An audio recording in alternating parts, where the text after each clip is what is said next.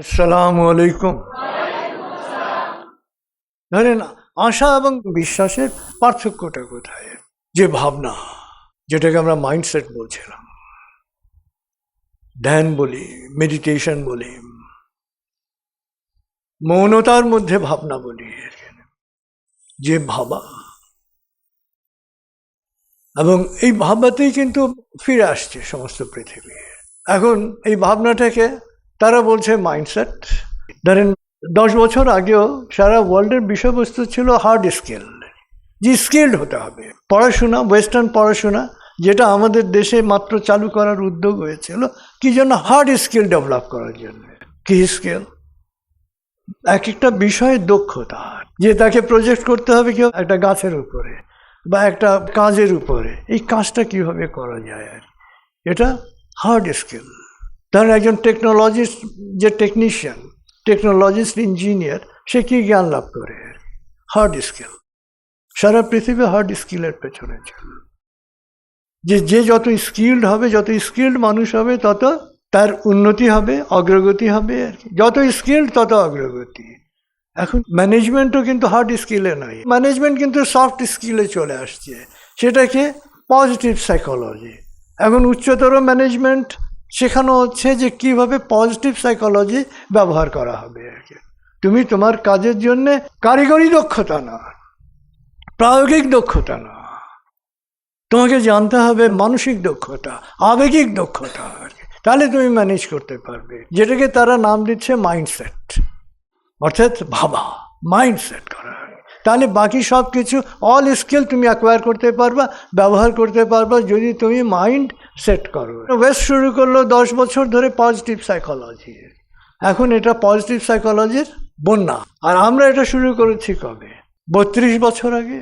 আমরা বলছি যে মাইন্ডসেট, আমরা বলেছি যে ভাবুন, বিশ্বাস করুন, অর্জন করুন, সারা পৃথিবী আপনাদের। তো এই যে ভাবা, পজিটিভ সাইকোলজি, যে ইতিবাচক হওয়ার, এখন তো পজিটিভ সাইকোলজিওয়ালারা বলছে যে ইতিবাচক হও, আদার পিপলস ম্যাটার, অন্য মানুষের প্রয়োজনকে চিন্তা করো, অন্য মানুষের চিন্তা করো আর কি। এটা হচ্ছে নতুন ট্রেন্ড আর কি। আর আমরা অন্য মানুষের চিন্তা করছি 30 বছর ধরে। আমরা শুধু ভাবছি না, বিশ্বাস করছি না, অন্য মানুষের চিন্তা করছি। এবং এই যে পজিটিভ সাইকোলজি, ইতিবাচক হওয়া এবং বিশ্বাসী হওয়ার মধ্যে তফাৎটা কোথায়? ইতিবাচক হলেই আপনি সফল হবেন না। ইতিবাচক মানে হচ্ছে আশাবাদী হওয়া। আশাবাদটাই যথেষ্ট নয় আর কি। আশা হতাশায় রূপান্তরিত হতে পারে। আশাবাদ মানেটা কি? যে আপনি আশা করলেন এই সময়ে এটা হয়ে যাবে, এই বসন্তে এটা হবে, হলো না। আচ্ছা, বসন্তে হলো না, হেমন্তে হবে, হেমন্তে হলো না। আচ্ছা, শীতকালে হয়ে যাবে, শীতকালে হলো না। আচ্ছা, শীতে হয় নাই, বৈশাখে তো হবেই আর কি। চৈত্র যাক, বৈশাখে হবে, হলো না, আপনি হতাশ হয়ে গেলেন। এটা হচ্ছে আশাবাদ, এটা হচ্ছে ইতিবাচকতা, এটা হচ্ছে আশাবাদ। আরেকটা হচ্ছে বিশ্বাস, যে আশাবাদ না, শুধু আমি আশা করছি না, আমি বিশ্বাস করছি। উদাহরণটা কি? কারণ করোনাকালে আমরা কি করেছি? আমরা কি শুধু ইতিবাচক ছিলাম? আমরা বিশ্বাস করেছি। কখন বিশ্বাস করেছি? সারা পৃথিবী যখন অবিশ্বাস করেছে, তখন বিশ্বাস করেছি। সারা পৃথিবী বলছে ধ্বংস হয়ে যাবে, হ্যাঁ, এত কোটি লোক মারা যাবে, অত কোটি লোক মারা যাবে, অত কোটি লোক মারা যাবে।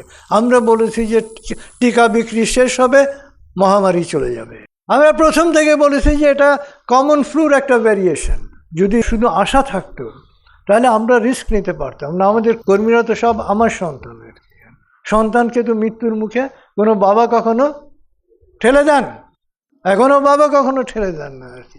বাবা চান যে তার লাশ তার সন্তানরা বহন করবে, কোনো বাবা তার সন্তানের লাশ বহন করতে চান না। আমাদের ছেলে মেয়েরা তো সব ইতিহাস সৃষ্টি করেছে। অন্য দেশে তো দাফনই হয়নি। ধরেন পাশের দেশেও, অন্য দেশে কবরে ফেলছে লাঠি দিয়ে, ক্রেন দিয়ে আর কি। কিন্তু আমাদের দেশে আমরা তো গোসল করিয়েছি, আমরা তাকে যার যার ধর্মীয় মর্যাদায় তার শেষকৃত্য আমরা করেছি। কেন? আমরা বিশ্বাস করতাম যে এটাতে কিছু হবে না। হতে পারে কাশি হতে পারে, সর্দি হতে পারে, এটা তো হয়ই আর কি। সিজন চেঞ্জের সময় এটা স্বাভাবিক, আমাদের দেশে বর্ষাকালে হয়, শীতকালে হয়, স্বাভাবিক। সো আমাদের কোনো কি ছিল না, আমরা শুধু আশাবাদী ছিলাম না, আমরা বিশ্বাসী ছিলাম। তো এই জন্য জীবনে সবসময় আমরা আজকে বলি নাই, 30 বছর ধরে আমরা বলছি যে ভাবুন, বিশ্বাস করুন, অর্জন করুন। যখন ভাবনা বিশ্বাসে রূপান্তরিত হয়, তখন বিশ্বাসটাকে বাস্তবায়নের জন্যে যা যা করা দরকার এটা করার কথা বলে দিতে হয় না। অর্থাৎ যা কিছু বর্জন করার তা সে বর্জন করতে পারে, যা করার সে করতে পারে, যা বর্জন করার সে করতে পারে, এবং সে অপেক্ষা করতে পারে। কোরআনের শিক্ষা কি, ধর্মের শিক্ষা কি? আল্লাহ তাআলা সবসময় কার সাথে থাকেন? সবরকারীর সাথে থাকেন, যে অপেক্ষা করতে পারে। যে অপেক্ষা করতে পারে সে অর্জন করতে পারে।